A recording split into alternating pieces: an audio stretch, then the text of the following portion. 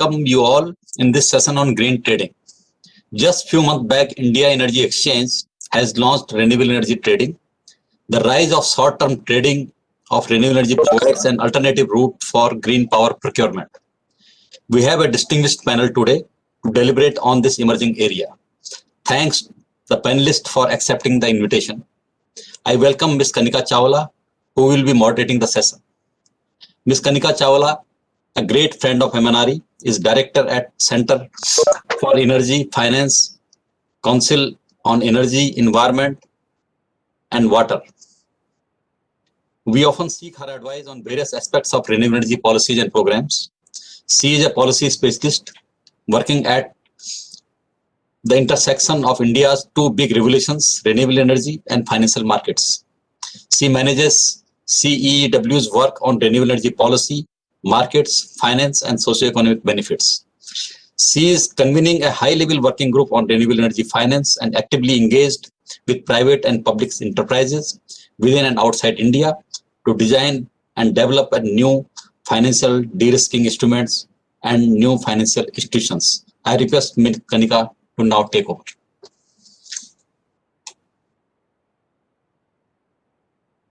Please unmute, Ms. Kanika. Thank you, Dr. Mehtani, for that very warm and indulgent introduction and welcome. It is my great honor actually to be amidst this panel today. And firstly, I'd like to thank MNRE for inviting me to do this, but also for actually hosting the session. As Dr. Mehtani said, I work at the intersection of renewable energy policy and finance, and nothing like green trading to exemplify what that intersection looks like. So I think that we're really in store for a treat today, because joining me are really the forces that have designed, regulated, and are participating and driving this green trading market forward. And so I'd like to quickly introduce our very illustrious panel. Most of them need no introduction. And then offer a few opening framing comments before we hear from the panelists themselves. We will try and keep this conversation really candid and conversational, and would encourage all those of you who are joining us to please send in your questions and comments so that we can hear also from those participating as attendees. So joining us today is Dr. Sushanta Kumar Chatterjee, who is the Chief of Regulatory Affairs at the Central Electricity Regulatory Commission, and of course, as the person at the helm of CERC, he is the guiding force that is, going to be framing much of the regulation that we will be discussing today, and how that has evolved, what were the guiding forces, but also what more is required.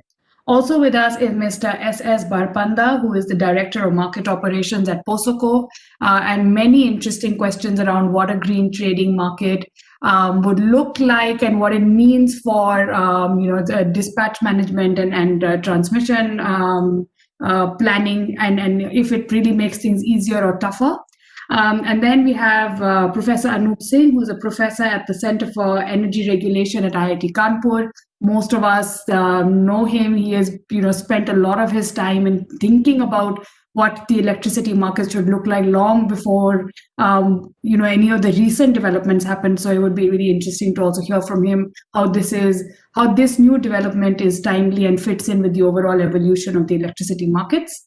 And then we have Mr. Rajesh Kumar Mediratta, who's the director of IEX, really at the cutting edge of this green trading market that we are talking about. And so we'd like to get him to explain to us what to make of the trends in the market that already exists, but also how they came up with this proposal. And then Mr. Prabhjit Sarkar, MD and CEO of PXIL. Again, similarly, what is the market phenomena really suggesting? Is this is a merchant market for renewable energy trading going to be the future, or is this really something that will continue to remain at the margin? And then finally, Mr. Bhaskar Sarkar, CEO of Tata Power Trading Company, to really explain to us what is the guiding interest that brought kind of Tata Power to expand in this space, and how that is kind of a signal of where the market is heading. So I think that in this panel, we've got a really very comprehensive coverage of anything that one could want to know. So I'm actually very curious and keen to hear from the panelists and pose questions to them. So I'm going to keep my own introduction and framing comments quite brief. But I would like to kind of start a little bit with the context of where we've come from, not just where we are at. But I'd like the session to talk a little bit about also where we are headed. But I think that a lot of the sessions at RE Invest and RE Invest itself from its first edition till now is testament to how far this market has come and how quickly we've covered so much ground. We're one of the largest markets, renewable energy markets anywhere in the world, but we're also set to be possibly the largest renewable energy market, playing by market principles. And that is where most of the focus is. But what we don't always necessarily talk about is, while we are a very large market and a lot of renewables are no longer at the margin but rather mainstream, we're still a very young market. And we are figuring a lot of things out as we go along. And that's kind of why it's interesting for all of us to be working in this space. That's also why there's so much interest in this entire conference. But it's also interesting to think about what are the principles that have held us in good stead in making these very large strides in these last few years. Perhaps even if we just focus on the last 5 years, or even say the 2010, 2020 period between when the National Solar Mission was first announced to where we've come today. I think that if we looked at this decade in review, there's been a few things that have been very important pillars of this growth. And transparency is one of them. Transparency in what the market should look like, market design and reverse auction, etc. The other one has been price discovery, and I think that that's critical for a developing country like India, where affordability is just as important and an important pillar along with access of electricity. But the third one has also been in regulation and policy being the flag bearer of advancement. So we have seen a lot of supply side growth, and a lot of that has been driven by the right policy and regulatory signals. But fourth, and perhaps to me the most interesting, is how this market has been, despite a lot of policy support, driven entirely based on market principles. So we are not distorting the market, and there is a very clear economic and business case in this market. So keeping this in mind, when we start thinking about green trading and already start looking at some of the evidence that's coming out from the both the intraday as well as the day ahead market, I think it becomes very interesting to think about some of the trade-offs. And I'd like to present those up front to all the panelists so that they can kind of reflect on that and respond to them also in the discussion that we have. So I would say perhaps if I can present them as 4 trade-offs, is how much trading? How much green trading? Are we saying that the green trading is going to be only for surplus power, or will it also be a pure play merchant market? And then that leads to the point of around, are we rethinking even longevity of PPAs? And so some of those kind of, related aspects to something like what that market design looks like, right? What are the regulatory and technical challenges for advancing this? Does, there are all these open access charges, or, the transmission infrastructure that needs upgrade, but possibly needs upgrades, and the scheduling, etc. Is the presence of such a market, does it make things only difficult while we are just kind of understanding and navigating the space and building on capacity, but is in the medium run a benefit, or is it constantly something that will make perhaps, for the regulators as well as system operators, their jobs harder, even as it makes the market richer and more dynamic? And where is the trade-off between those? And then where are the market signals so far? So in the decade that's gone by, only around 10, so basically between 9 and 12% of all electricity was traded in the short-term market, right, of all generation. So in the renewable space, do we think that we'll be able to reach similar volumes, or is it going to be something where the market is going to kind of be deflated? And are we almost thinking about the REC market? Is it something that is going to go down a similar road, or do we think that the market will be buoyant?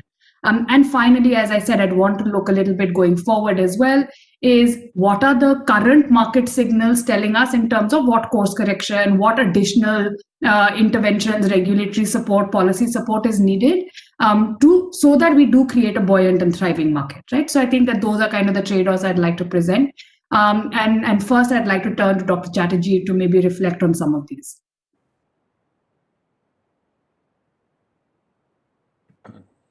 Thank you, Dr. Maithani and Ms. Kanika. It's an honor and pleasure to be here to present my thoughts on this critically important issue about trading and how to bring market for the renewable energy. And especially, I mean, off late, whenever we talk about renewable, we generally focus on wind and solar, which especially solar, which is what has taken the center stage. And in fact, all the interventions that we are talking about largely are centered around that. So that's one clarification which is critically important to make as opening remarks. Before we come to this concept of trading or market for renewable, of course, I mean, it would be good to understand the preconditions which have been created, which are critically important for market to sustain. And possibly I'll fail my duty as part of a regulatory system if I don't point that out. I mean, of course, the other experts in the panel would be talking about the hardcore numbers in terms of what is happening, how the volumes and the prices go. But as regulators, there are certain other features which always remain behind the scene, but they are critically important. And for instance, the framework of the forecasting and scheduling, there is a history. The wind guys never were ready to subject themselves to forecasting and scheduling. But and we created that framework of forecasting and scheduling for wind and solar. I mean, almost 4 or 5 years back. And at that time, there was so much of resistance against this that, I mean, international experiences, people would come and say that, see, it's a centralized forecasting. And even now, people have been talking about. But unless you bring in this discipline of forecasting and proper scheduling, you cannot create and think of a market for renewable.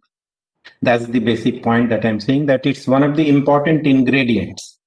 We created a framework where we recognize the inherent nature in terms of the intermittency and variability of the renewable, and gave a lot of leeway, a tolerance band of plus minus 15%, a completely different set of penalty mechanisms for the deviations for them, so that it does not become onerous. But then this is a very, very important element for market for RE to succeed.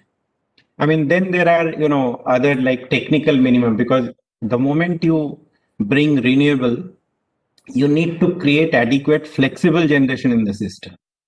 But in India, the historical legacy has been in terms of huge capacity of thermal generation. So you need to make sure that you are able to gainfully utilize these thermal generators as well, while you are adding the penetration of renewable. And in that context, that technical minimum of thermal generations, we brought the technical minimum down to 55%. So that means the thermal guys have to dance in tune with the variability of the renewable. So unless you allow that to happen, again, you cannot conceive of market for renewable. So and then of course, we have always been talking in terms of the need for creation of the reserves. While there has been demand from the distribution companies to relax the DSM, deviation settlement limit, which is what is not really the desirable course of action, because because you need to create reserves, and we have been talking about that, and we started with a very basic kind of a framework of ancillary services, which again is an important element in terms of creating the market.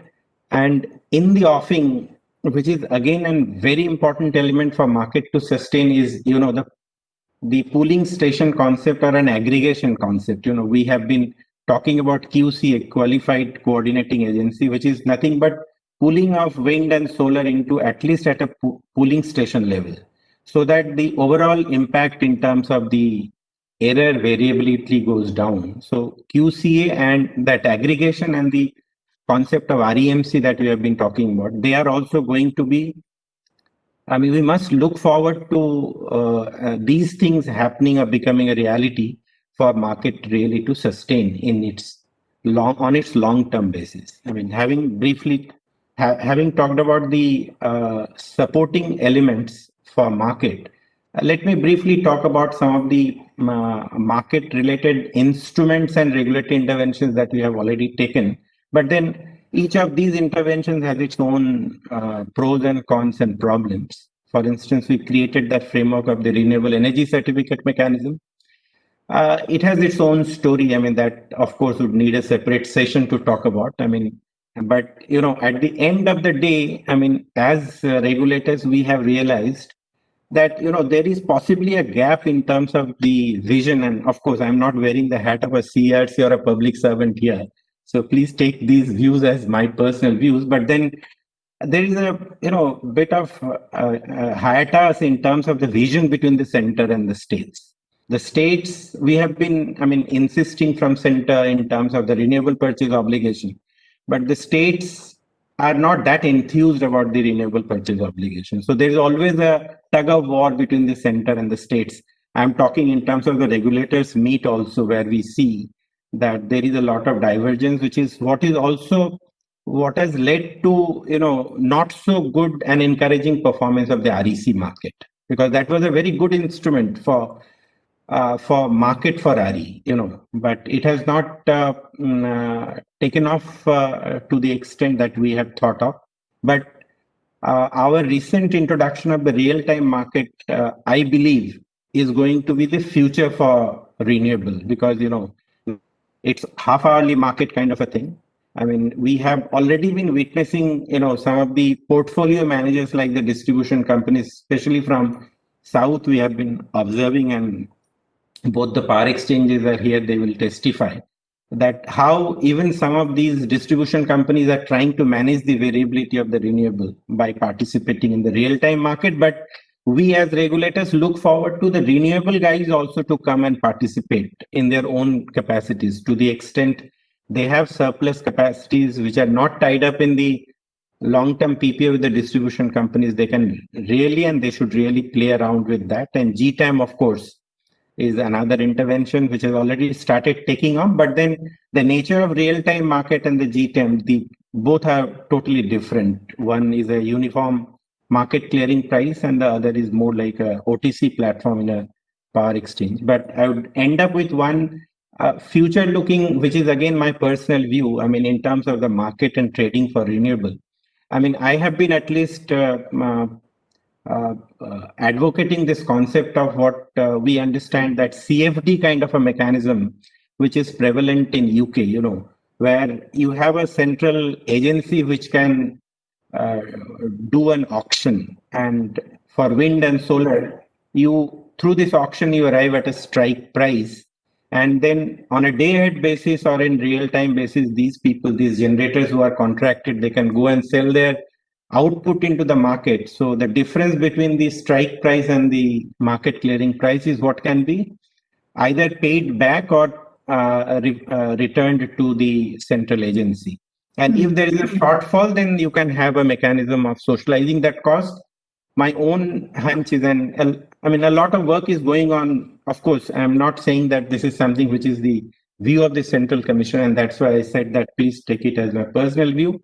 But a lot of work is going on. But then if you bring in this kind of a framework over a period of time, it will also unleash the market for renewable going forward. I have a couple of other things which I reserve as we go along, because I think time is short. So thanks for giving me the opportunity. We will definitely come back to you, Dr. Chatterjee. I think that you've introduced a lot of the really important themes that we need to talk about. And I without further ado, I'd like to turn directly to Mr. Barpanda to give a complimentary view, because one is kind of the future of the electricity market, and this is where we are headed.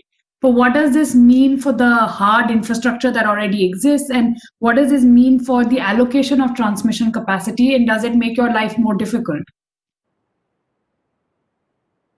Thank you, madam. Esteemed panelists and participants. So Dr. Chatterjee has already given a brief overview of the entire mechanism and a regulator's perspective. So I shall talk more from the system operator's perspective and try to limit to that. So coming to this renewable target of 1,75,000 megawatt. So our policymakers and MNRE, MOP, Zakir, they have taken a number of initiatives, innovative models have come up, like bundling RE with conventional with RE, wind solar hybrid, renewable with storage, like that. And this additional trading of renewable power through market is another option to move forward towards that 75,000 megawatt.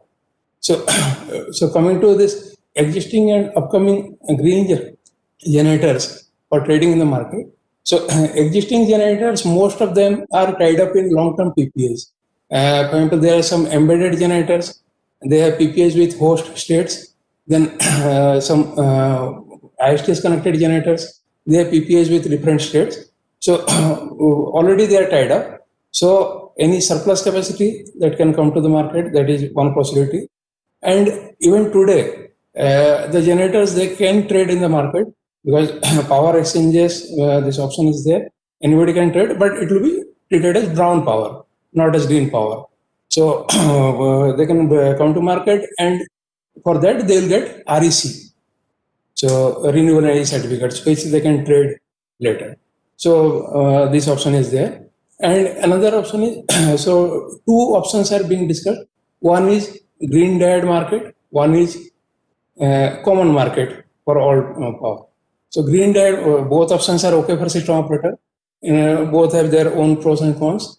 So for example, in green diode market, what will happen? Because it will be cleared first, then people can meet their RPO based on this green diode market. So this option from that angle is better. But if you see international experience, nowhere in the world we use separate market for green power. It is same market. So and in common market, main benefit will be that of liquidity. These people can, all the green power generators, they can have access to the market, and in addition, they can get REC. So this is one aspect. Other is this: if they participate in day-ahead market, then this forecasting and scheduling, as discussed by Dr. Chatterjee, that has to be pakka. Because otherwise, not when you are participating in the market on day-ahead basis, and bidding window is open from 10 to 12. So for the next day, you should have proper forecasting. Otherwise, you tend to deviate from the schedule. So for that, now real-time market is available. If some additional power is available, they can always trade in that segment. And purchase of power by RE generators, that discussions are going on. At least as per present framework, it is not there. But in future, hopefully it will be allowed. Now, generators are allowed to purchase power through RTM in case of unit tripping. But RE generators, because of change in forecast, maybe their generation goes down, then in that case, it is not allowed at present. So this is another aspect. Then, remember these generators which are having PPA, they also sometimes what happens, the host state or the entity who has PPA is not ready to take that power. So in that case, on day-ahead basis or in advance, they can give consent, and these entities can always come to the market. That possibility is there. Then green term-ahead market, it is already taken up, and I'm sure IX will give more details about it. So it is similar to any other open access transaction for RLDC. So we have been approving this GTM transactions also similar to other open access. And regarding this congestion and allocation of margins, till now, for example, now we have a robust transmission system, and entire country for days together we're having unconstrained single price. So congestion is not being faced now, and in near foreseeable future also, hopefully it will not be there, but we have to factor in congestion also while clearing the market. So, and another point is CERC has already come out with this MBED framework, market-based economic dispatch. That discussion paper has come out, and hopefully in future they will make necessary changes in the regulations. So once this MBED is there, then all the generators, including green power, can come to the market. So this is for existing generators, and in future, Dr. Chatterjee proposed one methodology, and of course there can be other methods also. And coming to the challenges, so now there is one challenge is this need of improved forecasting, because power exchange transactions cannot be revised. Then balancing intermittent and renewable generator is a challenge for the system operator, both at intrastate as well as interstate level. For example, some generators, they are selling to the host state, so host state has to balance that.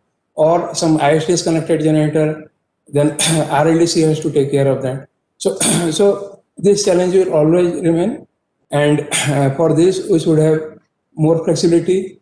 CERC, as mentioned by Dr. Chatterjee, has already introduced that 55% technical minimum.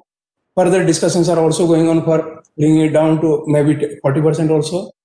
Then in the states also, some of the states, they have come out with regulations, and there is a framework to come down to 55%. Some other states, it is 70%. So those states have also to go down, because coal is the main balancing power available with us. Hydro is limited, gas is limited, because gas also in our country, gas availability is not there, it is imported, and because of high cost, RLNG based generation is normally not being dispatched. So hydro is also limited. So this we have to use for bringing flexibility. Then this pump storage, this is also to be encouraged, because this provides this support during low load period, high load period, and it has very long life. Now battery is also coming up in a big way. Now talking about this merchant renewable generators, say merchant generators, what will happen? Normally during day of peak hours, say day around 12 o'clock or 1 o'clock, high renewable generation will be there. So our exchange prices may be slightly lower at that time, because if we increase this renewable penetration, then prices may go down. So if they come up with some storage, maybe battery storage or some other sort of storage, then they can take maximum benefit of the market, because in that case they can sell during peak hours, or they can help in ramping, they can earn something more through ancillary services like ramping, reactive support, and all this. And this policy intervention, so this RPO enforcement, this is primary enforcement intervention required, because unless this RPO is enforced, is either REC market will not take up, because it will stagnate. Then even purchase of power through PPAs, that may also not take up. So that is primary. Then hydropower obligation, that is also, that framework has also come. So we should go for that. And within HPO also, we can have another provision of say pump storage, specific requirement of pump storage, that will help. Then Samast and Santulan, all these reports are available at FOR website, for our regulators website, and it has to be implemented in right earnest in all the states. And intrastate reserves have to be there, intrastate ancillary services have to be there, technical menu have to come up in states. So all these actions are required in near future. So that is all for the time being. We shall discuss further during further interaction. Great. Thank you Thank you. very much, Mr. Bapanda. I think that sets up the question that I had for Professor Singh very nicely. That is this, Professor Singh, you think a little bit like a supplementary market, in the sense if you think of the overall electricity market, will green trading be one of the aspects, in the sense that, is it, because now with these round the clock tenders, etc., there is this, where surplus power can be sold, so in a way, are we kind of giving a half measure support?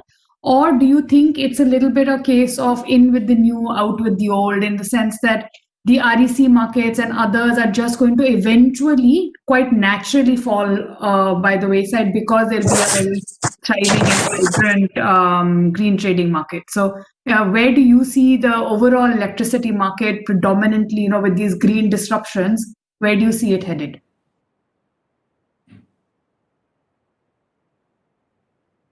So you'll have to unmute yourself first.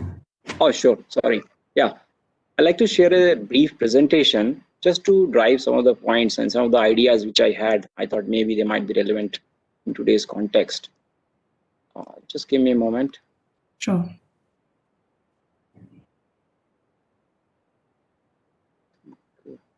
Okay. Can you see it?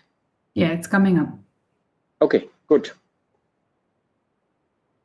Yeah, you can go ahead, sir.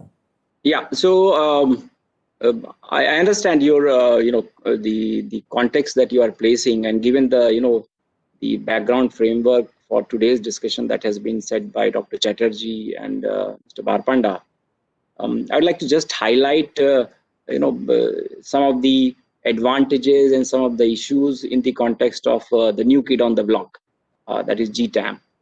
Right. I thought perhaps this session is something which would like to highlight some of the aspects related to the market development there. So just briefly walking through this presentation. Just a minute. So what is the, I just have 3 slides highlighting what is the current RE development scenario. This is based on some of the work we are doing at Center for Energy Regulation and Energy Analytics Lab. And the one of the things that, of course, we have set ourselves some targets as a nation as a whole. And this is something which is of a long-term interest from both from the energy security point of view and as well as from the environment security point of view. But in a sense, many states have already been, torch bearers of RE development story. And if you really use the international definition of RE resources, which includes large hydro, some of the states really almost reaching the capacity of 60–70%, which is very, very encouraging in some sense. Of course, from the VRE capacity, they may still be low, but still, overall in the international context, I think we have already been able to meet our commitments and perhaps even go beyond that also. So this is just a table which highlights that. But second thing is about what happens at individual state level. So this is a national picture, so we are happy about it. This is something we'll be able to share with the international fora and say that we have been able to meet our commitments to a great extent. But what's the situation on the ground? So when we look at the state level contracts that we have for RE, this is on the basis of how much is the total contracted capacity as of now, how much is the new contracted capacity which is under construction or which has just been signed, and what is the projected peak demand. And if you notice, there is also a little bit of this dark green here, which tells you about the VRE under construction capacity. So in a sense, many of the larger states already have contracted significant amount of conventional power as well as RE power. So how much headroom do we have here for these states to be able to support through the market platform additional merchant investment which can support trading on GTAM platform? So that is something we need to probably reflect at. And of course, it's not that it's not possible. We need to really, of course, bring in new regulatory paradigm wherein we start investing more on system flexibility, as Mr. Barpanda also mentioned, make RE participative in the ancillary services, there they can make some contributions also. So of course, REs are not the villain as such, but they can also be a hero in many respects. Coming to a pure system operator's perspective. So there was a national perspective. This is the state level perspective, which the utility is looking at. And now the third level of perspective, which is something about the system level perspective. Right. So this is the average RE share injection by month across different states. So some of the states you can see clearly witness 20 to 30% of RE share injection, and significant amount of that is coming from VRE also, particularly in the states like Telangana and Andhra, and now of course increasingly in Maharashtra, and of course Gujarat and Rajasthan are also there. So this means somewhere the system is reaching that level of maturity where it is placing a challenge on the system operator to be able to absorb higher share of variable renewable energy in the system. And that's why you might have seen some of the concerns raised by the RE investors that, well, I have existing PPAs, but some of my power is being curtailed. So here comes GTAM, which gives you an opportunity, and perhaps given the recent rules which have been proposed by the ministry also about the curtailability and what happens to the curtailed power, perhaps GTAM offers a solution, but it has its own issues. So I have some suggestions on that. So of course, looking at the overall market framework for the renewable energy services, of course, you have feed-in tariff market, the REC market, the competitive bidding-based PPAs which have been signed, the pooling of the RE and conventional power.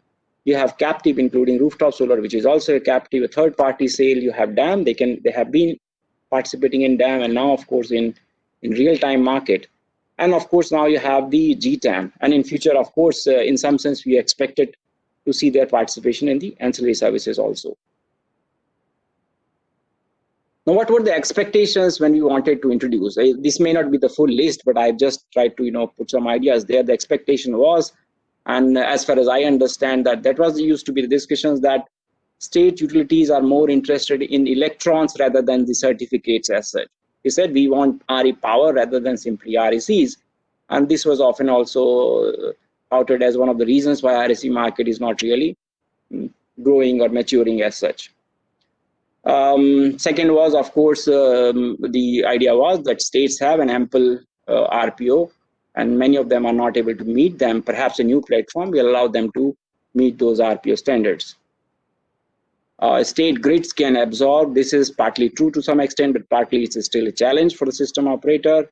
And of course, this is another avenue to attract investment in the RE development. But what's the reality?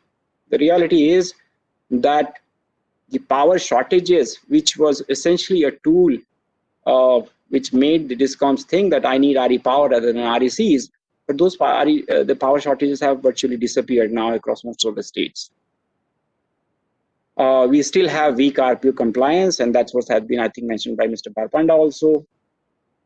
We still need to invest a lot in the grid flexibility, including storage as they become more economical, including pump storage.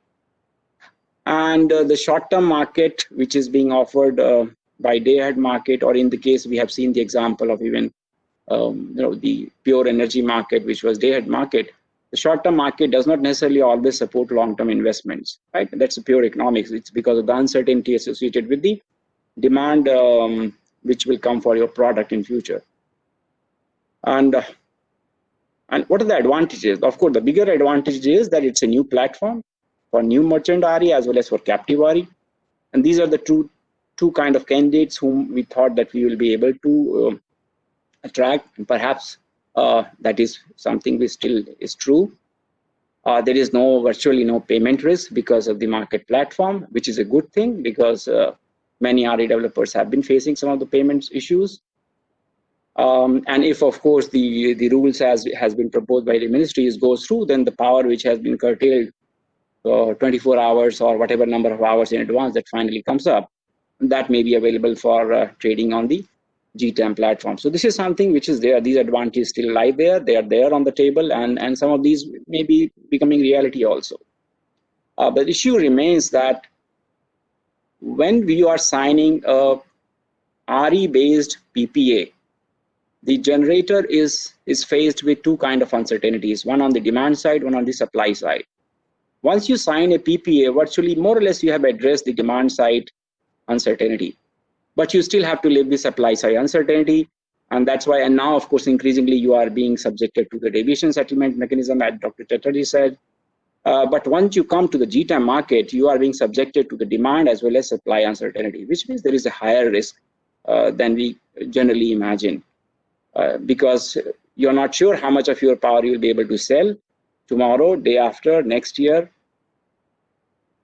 Most of the RE still remains tied up in long-term PPAs, unless some of that get released in one way or the other, or through a new market, through new framework for the power market in general.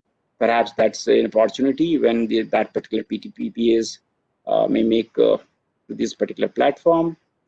And of course, the third issue is, which is to some extent being addressed now, you still have a problem of guarantee of source. How do you identify they're actually coming from the RE source? To some extent, it's being addressed the way the registration process happens, but perhaps much we already have an institutional mechanism to implement that. So, and those are the solutions I'm going to present.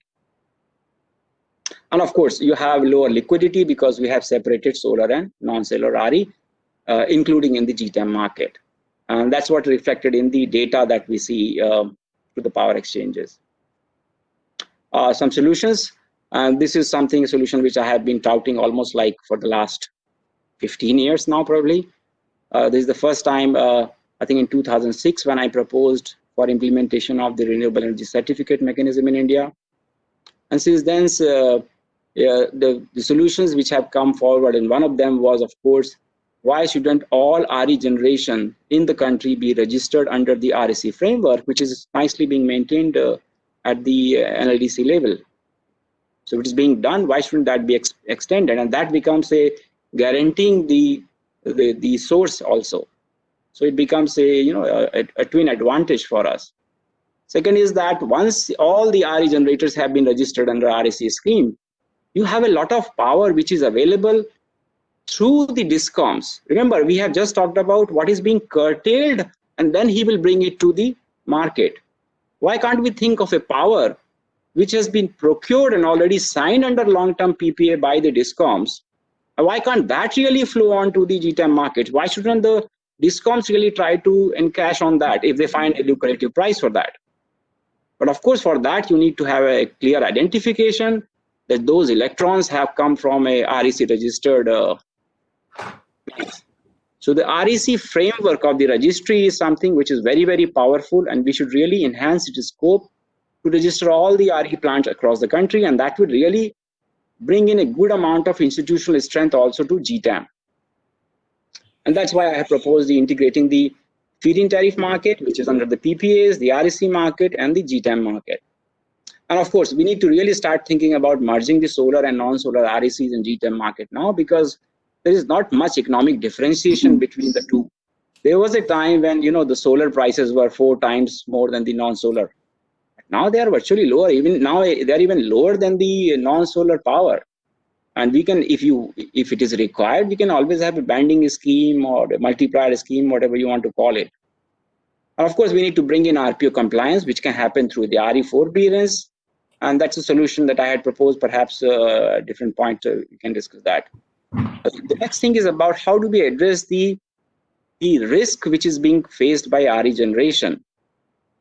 Because remember, as DSM becomes more and more strict in future, the RE generator's balance sheet is going to be exposed to these risks. So more risk solutions must come from financial institutions or even some new entities. And that might be a sort of a financial hedge, and it will also encourage investment in RE in general. And of course, the investment in grid flexibility, which is definitely required from a very long-term perspective. The last one is, of course, what's the role of market aggregators? Why shouldn't we be really looking at aggregating the retail RE all across the country and bringing it to the wholesale platform? I think that's it from my hand.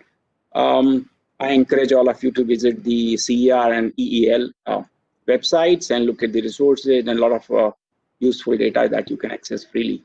Thank you very much. Thank you, Professor Singh. Very, very enriching, as I'm sure everybody expected it to be. Like you said, you've been proposing some of these things for a decade and a half, and monitoring this market closely. So, as a neutral observer, so very valuable, especially in terms of how to think about the market evolution. I think that was very helpful. Let's turn now to the power exchanges. really, I think, the ones that are with their finger in the pie, or really the chefs of the pie, I'd rather like to say. So we'll start actually with Mr. Mediratta, you, especially because of the leading role that IEX has played. And perhaps if you could reflect a little bit on what you set out to do versus what you're seeing has happened. And I understand it's early days yet. And we're in the midst of a pandemic. So, keeping all of that in mind, that, a lot of the progress or lack of can be discounted for that reason. But still, if you could kind of just reflect on those aspects. Yeah, thanks, Kanika. I think I'm audible. Okay.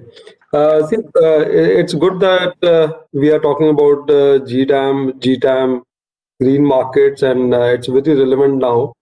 And I can share with you that what we have done so far in terms of green short-term market. So first, we introduced, as Mr. Chatterjee shared, that we introduced REC market, and that worked well for 8 years. But of course, it did not do as well as we thought. And now we introduced a green market, green power market. So actually, REC market, in REC, we actually create a shelf life for green attributes, and then we can preserve it for some time, and then we can sell it. So it is not relating to when you are drawing power, it's relating to that if you need a green attribute to meet your RPO, you are able to do that.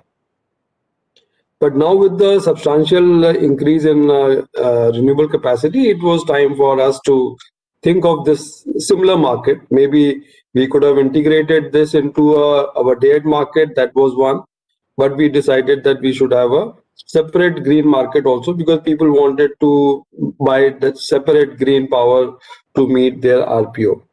But another thing which we did well is, like, we introduced our real-time market also. So now we have completed the almost bouquet of options which a market can provide. Of course, one part of that is ancillary, which is elementary in nature, is there currently, but of course we can also enhance that later. But I think today we have good bouquet of market with green and real time, so that you can manage your deviations. I can share with you that what we have seen in last 3 months. We introduced this market in August, and we have seen about 30 market participants who use this regularly. There are 15 distribution companies, 15 buyers and 15 sellers. 15 distribution companies use it for buying, and 15 consumers use it for buying also, and generators also come for sale of their merchant capacity, but they are not many. It is like within number of 10, and a few distribution companies also sell their additional green power into the market. So that's a number which is increasing, but of course we understood that this market will not be as good to ramp up as we have seen in the real-time market, where we have seen something like 1,000 megawatt being traded round the clock in 2 months' time. Here we are seeing a slow ramp up, and this we understand will happen.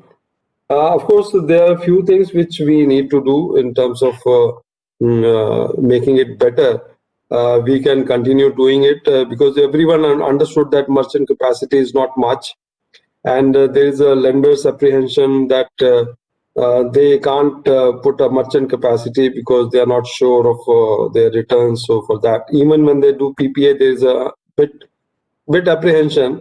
But when it comes to merchant capacity, then there is a. But of course, this acts like a residual market, and currently it is acting like a residual market. But slowly, we hope that this can also take a center stage as we grow. Now, in terms of pricings also, we have seen that the average price in this market being discovered is 340, and average price in the day-ahead market during that period was 270. So it was there is a 70 paisa premium people are ready to pay for the green attribute. So as Kanika, you said in the opening remarks that the important part of the market is that you should also discover price.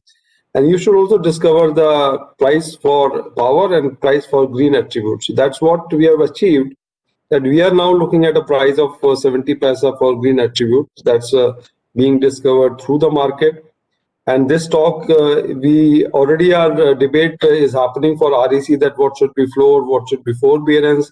There we are fixing the floor and forbearance, but here when we may keep it open, there's no floor, there's no forbearance, then we see there is a price being discovered. So that's also an important lesson for us for the market, that once you keep things open, automatically you get you discover a right price for the commodity. And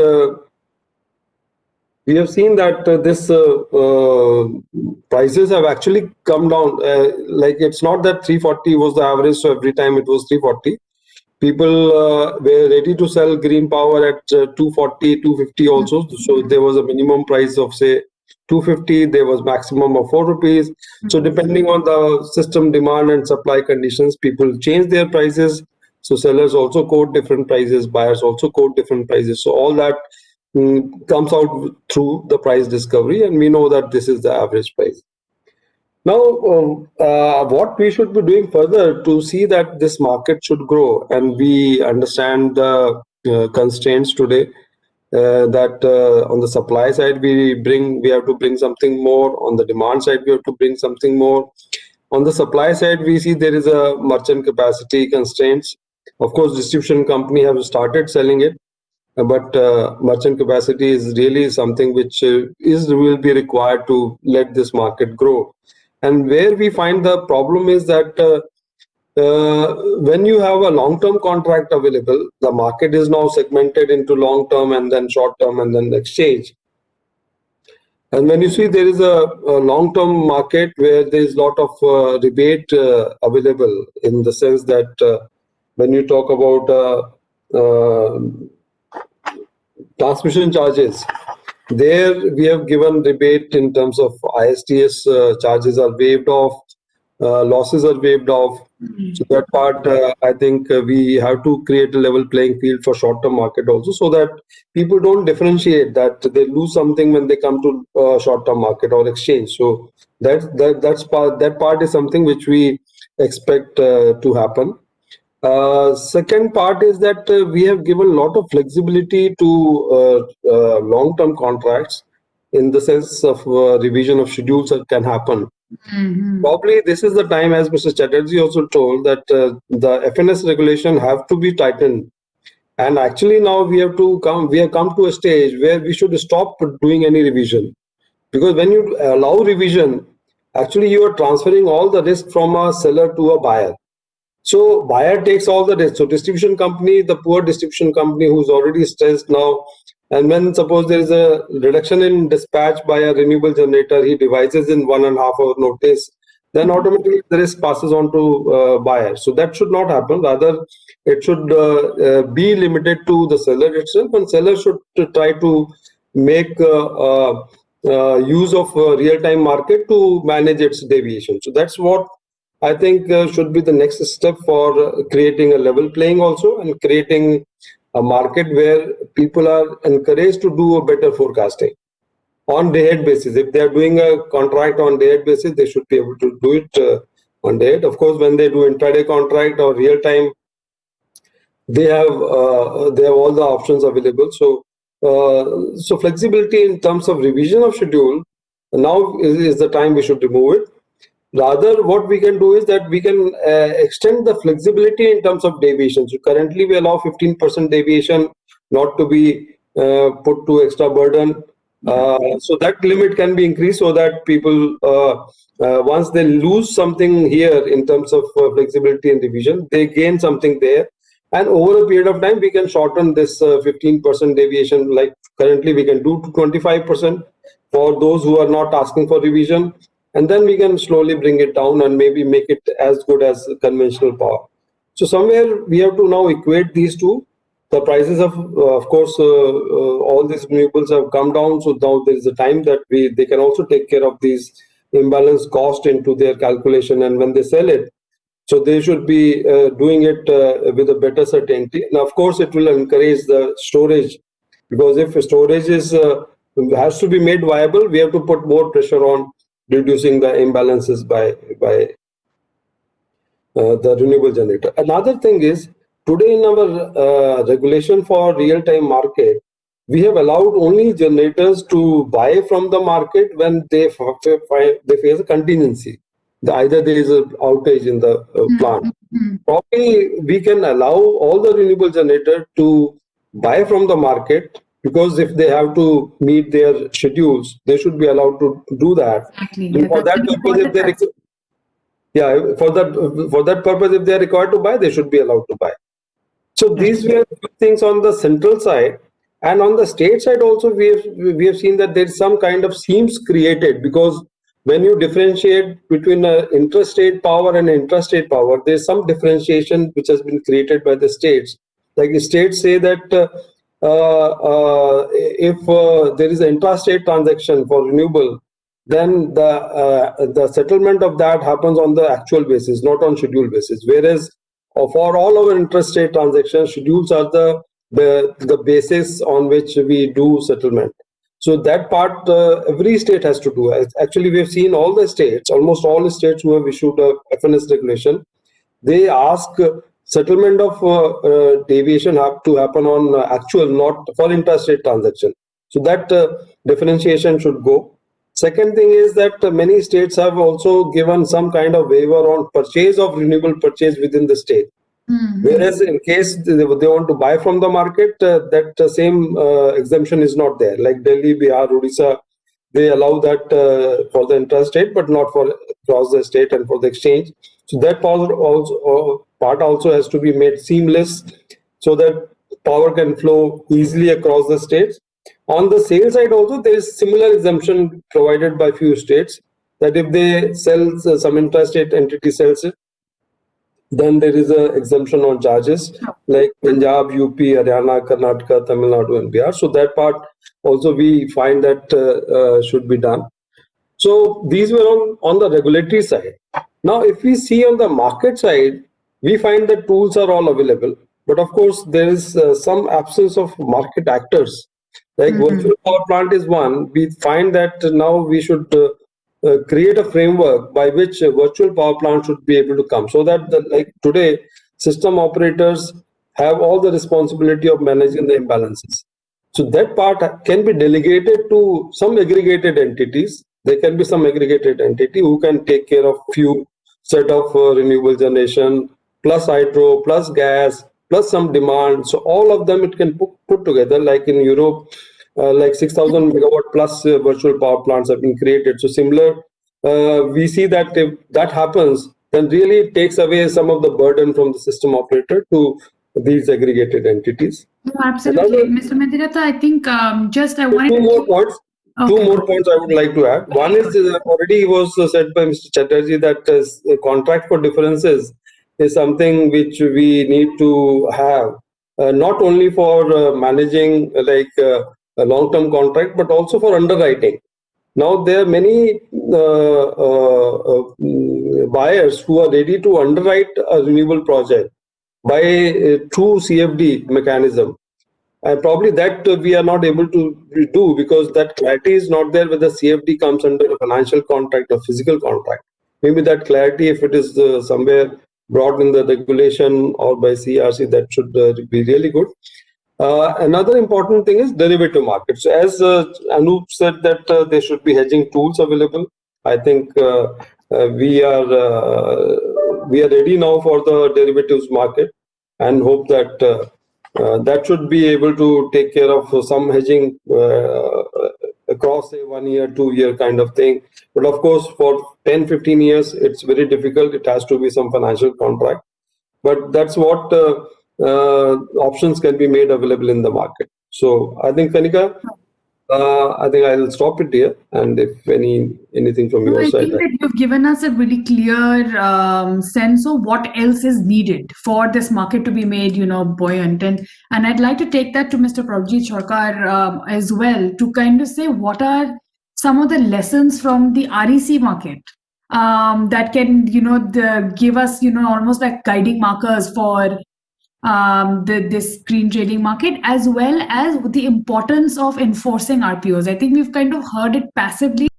Professor Singh brought this out clearly, but is that an area that you just cannot compromise on? Like, without the enforcement, do you see that this market can thrive?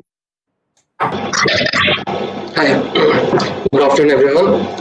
Thanks for the opportunity to speak at this conference. It's really an honor. It's been quite an interesting set of discussions that we have had till this point of time. Very interesting to hear from Mr. Chatterjee, Mr. Bapanda, Professor Singh, and Mr. Mediratta till now.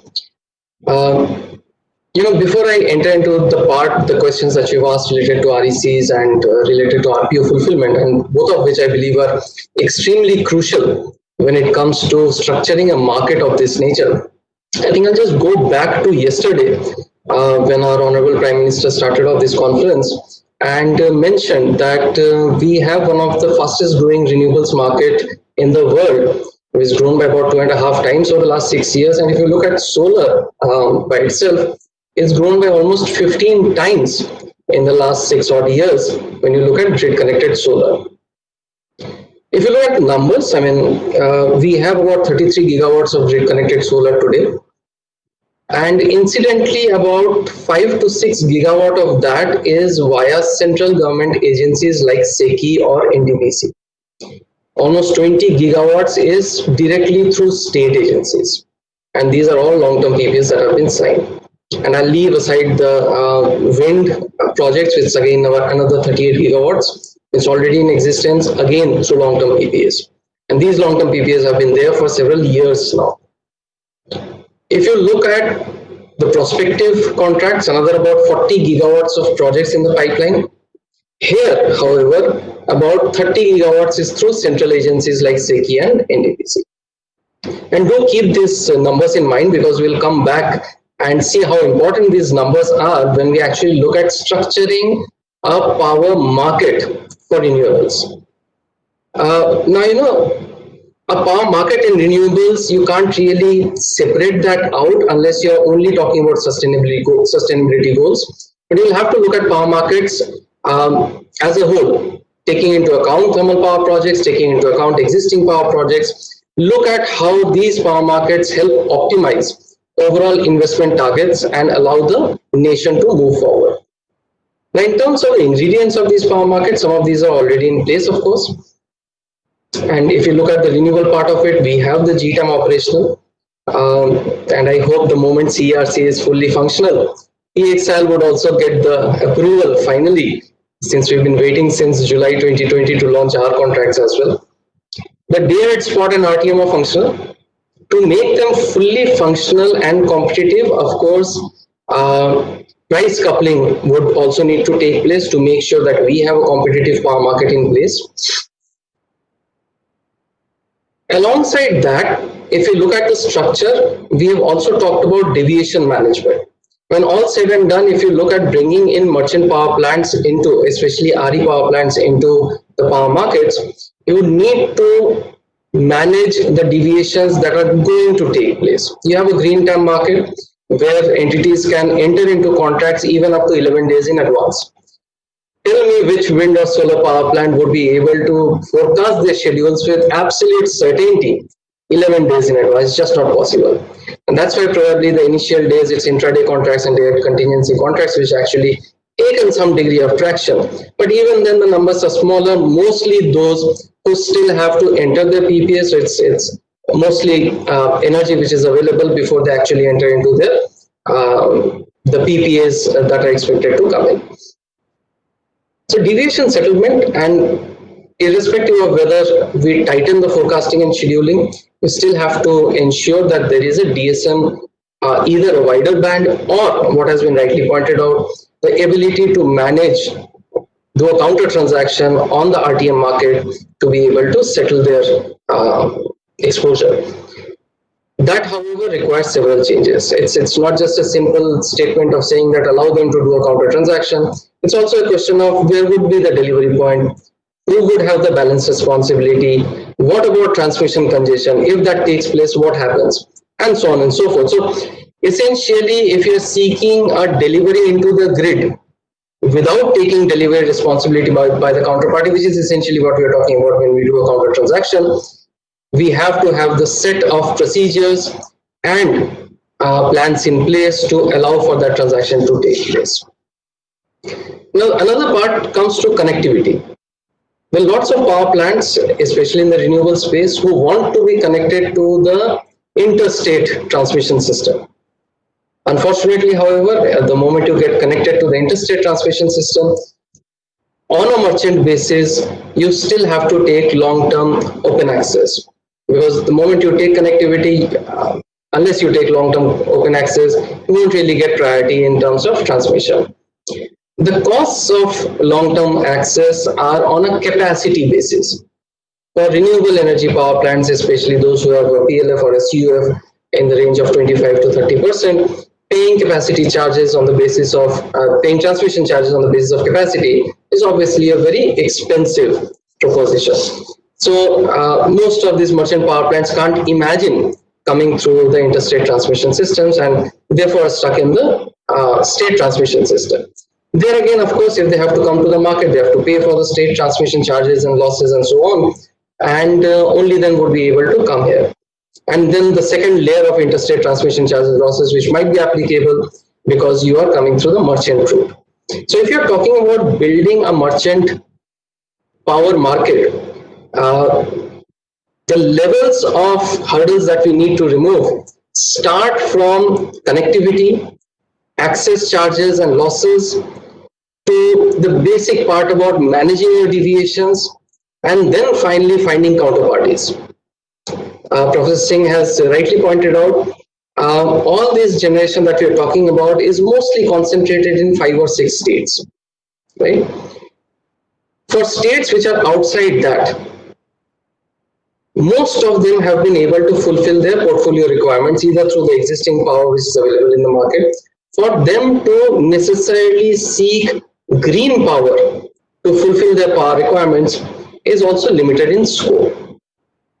Now, if that be the structure, how do we make sure that we still are able to bring in RE capacity, bring it at par with other power capacity that's available, and also at the same time ensure that RPO fulfillment takes place? And I believe the key to this entire thing is the first question that you asked me, which is related to RPO. REC, incidentally, has also shown the way what should not be done. REC was a fantastic mechanism, what Dr. Chatterjee mentioned in the initial part. It was fantastic because of a couple of things. One, it did not force you to buy energy, right? Two, it crossed states despite hurdles in terms of connectivity, despite hurdles in terms of transmission charges and losses. You could inject in one state and utilize that REC in another state. And it was a framework which allowed for RPO fulfillment across the country, irrespective of where resources were being created. Resource integration and managing or flexibilization of grid concerns aside, it still allowed for crossing state boundaries for fulfillment of RPO. We've always been trying to tweak with what should be the forbearance price, what should be the floor price, and we've seen several instances in 2017 and even now, when the entire REC market has been closed down for months on end, while we still try to figure out whether the forbearance price should be something or the floor price should be something and so on. And what Mr. Mediratta pointed out, that you allow the market to find its own space, it will find the price, it will find the point which is comfortable for managing both demand and supply. And REC should also have been allowed to do so, which might have made it a far more vibrant mechanism. But REC or Green Time or any other market hinges upon RPO fulfillment and the entire policy policy regulatory mechanism surrounding that. Unless and until we are able to have a very strong RPO fulfillment mechanism in the country, any of these transactions or any of these market infrastructure may not really work out very well. Finally, if you look at some degree of policy intervention which could possibly ease the development of markets, and not just RE markets, but overall markets in as such. The first is what has been mentioned earlier also, the market-based economic dispatch. If you remember the numbers that I was talking about earlier, 89 gigawatts already in place, another 40 odd gigawatts in the pipeline, all of these are being structured as long-term PPAs. When we look at the market-based economic dispatch white paper, which was brought out by the Regulatory Commission, CERC, the entire concern was surrounding how to ensure national optimization of assets, given that we have already tied up most of the generation capacity through 25-year long PPAs. And here we are doing the same thing to solar or to renewable energy, which are going to come in large capacities. Now is the time, therefore, to carve out at least 25 to 30% of the capacities which are being entered into through these PPAs, for bringing them through the markets through what is being called a CFD. I would rather call it a price balancing mechanism, which is to allow for price to be discovered and scheduling to be discovered by the market. The balance price, which is a fixed price given to ensure long-term capacities can come in, so that they're able to fulfill their bank requirements, funding requirements, and so on, can be handled separately as a difference from the strike price achieved in the market. Without such a structure, it would be difficult to bring in large capacities into the market. And a few years down the line, we would still again be wondering as to how to bring in a large-scale market-based economic dispatch for all energy, and we'll still be struggling in terms of finding out a procedure which will allow states and the center and all that actors in this market to see the market as a vibrant mechanism for generating prices and allowing optimization of capacity. Yeah. So that's all from my side. Thanks. Thank you so much. For speaking so candid, I think that you've really captured not just the opportunity well, but also the challenges to that opportunity. And I'll take that now to you, Mr. Bhaskar Sarkar, to kind of just try and understand what are the green shoots in this green market. What's inspiring, because the buy sell ratio is still quite low. It seems a little bit, to be recreating some of these REC market type of concerns as well, even though there are, of course, this thing around the green premium, etc., is being realized. There is more market forces at play. But please, if you could walk us through from your point of view where you think the real opportunity lies. Am I audible? Yes. Yeah, thank you so much, Kanika. And I think I am much wiser than what I had started off with after hearing all the stalwarts and their views. Much of my points have already been covered, I'm sure. But still, I would like to bring some of the things which you talked about in a small presentation. Is the PPT visible? Yes. Okay, I'll skip some of the slides and I'll straight away go to the slide on the REC, which you had just posed the question to Mr. Sarkar just before that. See, the REC presence, REC was the only route of presence of RE in the market before the GTAM. And it was a meager 2 to 4%, whereas in the other way, short term in the conventional was almost 10 to 11%. The REC was meager 2 to 4%, and the reasons were of course discussed. That one is that majority of the RE is tied up under long term, and also there is lack of emphasis on the RPO. Also the REC plus IX, the price is very difficult to actually understand, because it depends on two variables which have to be added up to at different time frames to get a feel of what should be the real return to a green developer. So that is very confusing and sometimes very difficult to assess. So there was no proper trend of pricing in the REC period.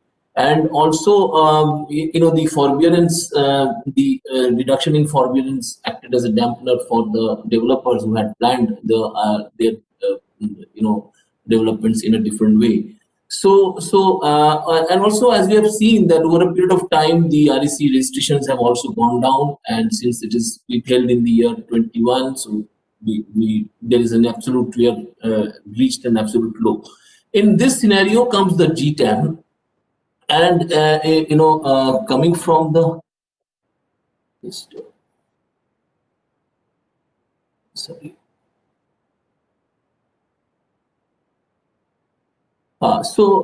GTAM is the first nascent indicator of how RE power may fare on the short term. So this is first time we have a wholesome short term price indicator in the market, which earlier we did not have. That is one of the green shoots, one of the things which is very much required, because people are struggling to find what should be the pricing in a short term market. The long term market is very much easy to understand through the bidding.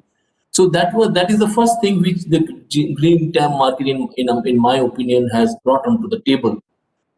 However, we need to see how the liquidity will come, how it will actually turn out to be, because now the majority of the DISCOMs, as Mr. Mediratta also has said, the majority of DISCOMs who have a surplus over their long-term tie-ups, they are coming into the market and trying to make maximum money out of the surplus. And also, in a majority of the generators are only a few, non-solar cogens and other small players who are testing out the market. So we need to see how the market will shape up and the liquidity will come. However, the other things which need to be addressed to make it more efficient, most of the things have been already discussed, but I'd like to touch upon a few things that whereas Mr. Mediratta talked about non-allowing the schedule revision, but I feel, and I also agree with Mr. Sarkar, that the schedule revision is something which is an inherent part of intermittent RE power due to and due to the nature of the generation, and this causes unprecedented DSM penalties, which makes somebody think before going into a market which has no schedule. If you look at the long-term market, 16 revisions are allowed. So why not in the short-term market? Why revision of schedule will not be allowed to give that comfort to the people who want to come and play and who are having the same sort of errors in the judgment or issues in the proper forecasting, which is a rule of the game. So that I think needs to be understood.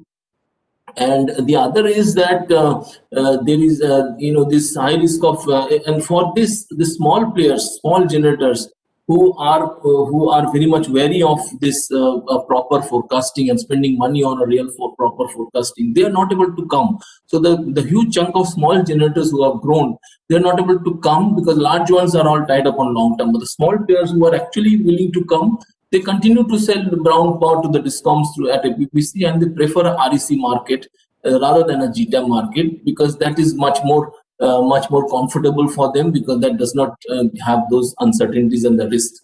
And the other point is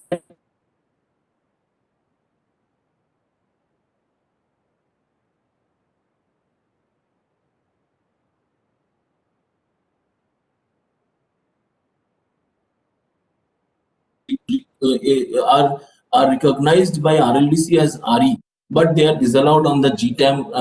So the regulations are unclear. There is some sort of gap, so which needs to be clarified, that if they can participate, this can bring a lot of liquidity, because there is a significant quantum which is available. And this has been talked about, but the waivers which are applicable on intrastate or the scheduling, relaxations which are allowed to the intrastate generators, they are not extended to GTAM. So our overall policy guideline is required, and the transmission corridor congestion also is a challenge which may be more in the times to come with increasing volumes. So having said that, I would like to just draw attention on one more bucket which we are not talking about, and this is the corporate PPA bucket. This is a very potential untapped market which has to be brought on the GTAM table, because that can really change. And we have India is the second largest market for corporate PPAs. And we have a significant global share of corporate PPAs who are very much willing to come to the GTAM market, not only because of RPO, but they also want, many corporates are having a strategy of going green. So they want to procure even beyond the RPO. So there's a huge market which is now largely depending on the monthly banking provisions, and they are struggling with the open access issues, because most of the states are coming out with cross subsidy surcharge, additional surcharge, etc., to dampen them, to discourage them to come to open access. In states where the open access charges are somewhat favorable, there is a lot of issues on allowing the approvals and issuing them the NOCs. Years and years are taken for getting NOCs, and somewhere there are no reasons given, but no NOCs are given. So these are also, and these are some things which we need to look into. And also the variable, different policies across the states on the various restrictions on RE, in terms of the transmission charges, waivers, discounts, etc. So these are all very, very different. So in places which have high concentration of industrial consumer, there are a lot of restrictions, and that actually is a fallacy. If you see in this particular block of consumers, they are very comfortable to come to the IEX for the conventional power, because rather than bilateral. So they are very comfortable. If you offer them a bilateral power option for a conventional power, they will rather prefer IEX to come to the IEX. But come renewable, they are just the opposite. They prefer to go by bilateral and not come to the exchange for renewable. So this is something which we need to think about, and this is a big bucket which is untapped. The other thing, just to close the point, is there are various stakeholders. You call it the policy makers, MOP, central government, MNRE, CEA, state governments. You call the system operators, NLDC, RPC. You call the transmission bodies. You call the regulatory bodies. You call the generators. You call the DISCOMs.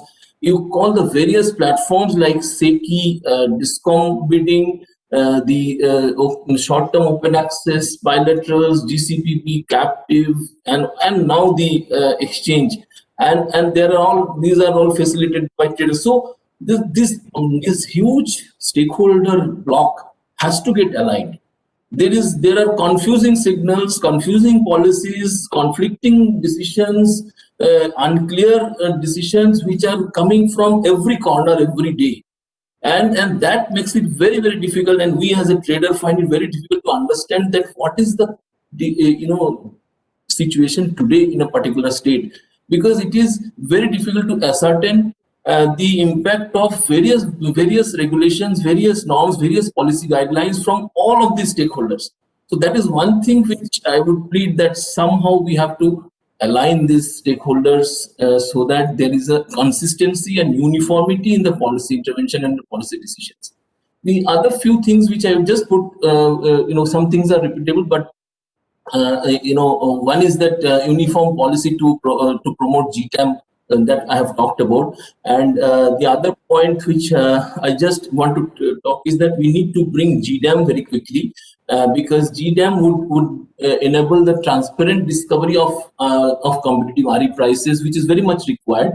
And the other point which I would like to mention, in addition to the RPO, which has already been talked about, large hydro policy formulation is required. Tariff and CSS rationalization, which is taken up in the EA amendment, required.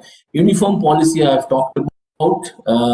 NOAR is very much required, a system-based NOAR that would actually give a lot of clarity to the open access corporate PPAs coming across. And the gross metering, now there are some people who want a gross metering, some people who want a net metering. So we need to have a framework which integrates the need and gives the flexibility to people who would like to, because the states have gone ahead in one direction, again come back from the gross to net, and then again come back to the gross. So this is very confusing, and they are also in the dilemma. So that metering aspect has to be very clearly thought through. That is what needs to be done. And the last slide for me is a few business model interventions which need to be thought about. The first is that although IEX is a platform for enabling or for promoting the green power, but we have to be also mindful of the fact that there is a significant rooftop solar which has come up, and there is no platform for meeting their requirements of a sale, of a trading. So I think there is a need for proper policy guidelines or guidelines being prepared and thought through for a peer-to-peer trading sort of a thing, which is very much there in many advanced countries. And this allows the prosumers. We have recently seen that the definition of prosumers have been formalized to sell power to the consumers, and this can be a very good boost to the overall renewable growth if this can happen across the lower rung of the RE generators. The other thing which I would like to place on the table is the in requirement of integrating the microgrids into the existing regulatory framework, and that can also be a significant push to the overall RE, and also have a much of impact on the renewable trading. The virtual PPAs has been talked about. I believe that the introduction of GDAM would be a very good instrument for determining the striking price, which today is very difficult. So that striking price can be linked to the GDAM prices, and that can pave the way for a successful virtual PPA implementation, which Mr.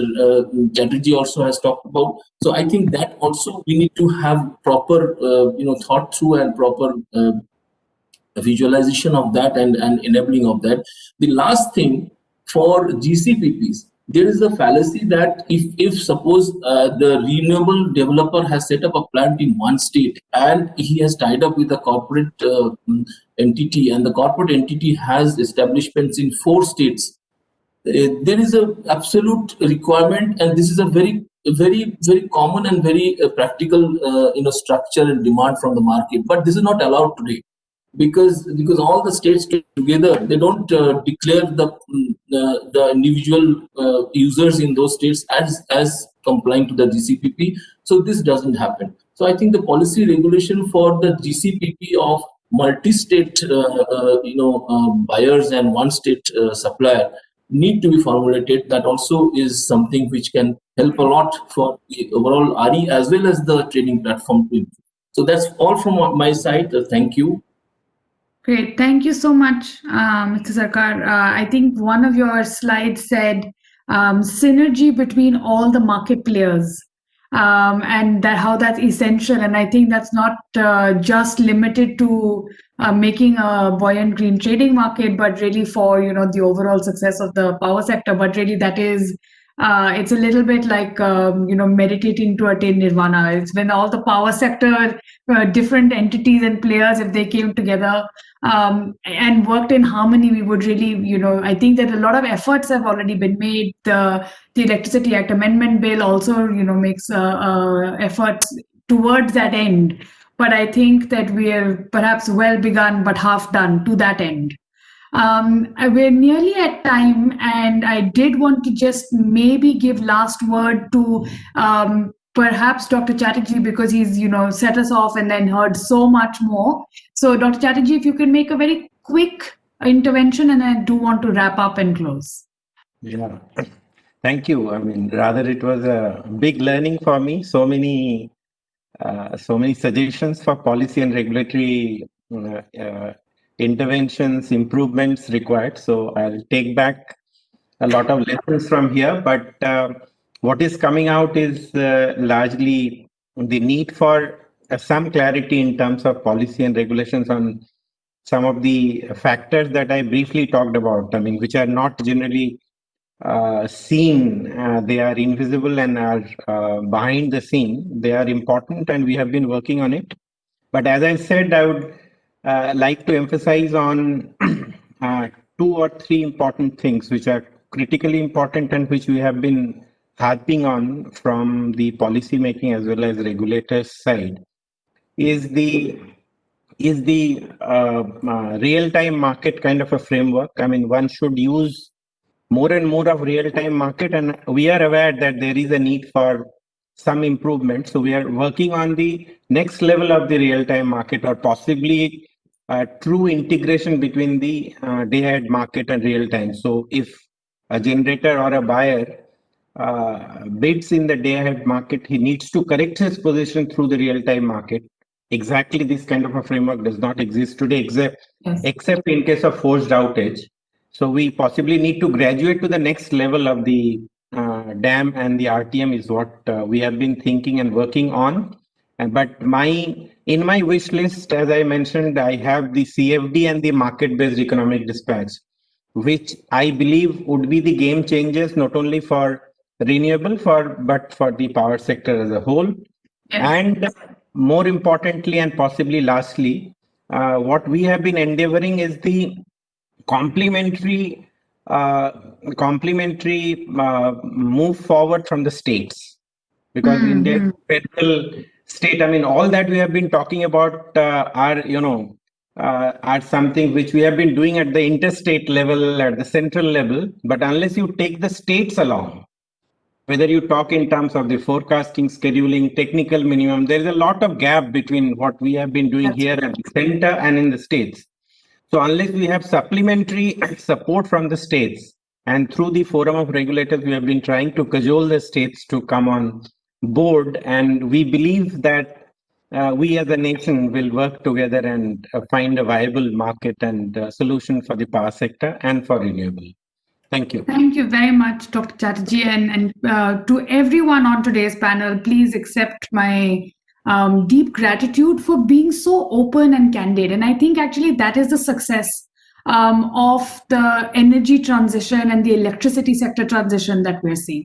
It's not that we always get it right, but we are in a period of dynamic growth and evolution and disruption, right? And these are usually things for a sector that has a fair amount of legacy issues.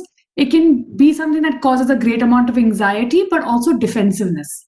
But the fact that we speak openly, the fact that we are willing to try new things, that both policy and regulation is leading the way in terms of evolution, whether it's just in terms of also research and white papers that CRC and others are bringing out, or even just designing new markets when there is market failure in previous markets, etc. And finally, of course, the role of MNRE in bringing all of us together in facilitating this open and public dialogue, right? That we're not trying to just only celebrate the good. We are also equally talking openly and candidly about things where there is scope for improvement, as there is in every market. And I think that this focus on creating well-functioning and dynamic electricity markets are really the hope that are going to see India's energy transition through, because to do anything at scale, you need it to be a well-functioning and market that attracts capital, as also Professor Singh mentioned. And so for this very interesting and dynamic discussion, I'd like to thank all of you very much once again and hand back over to Dr. Mehta.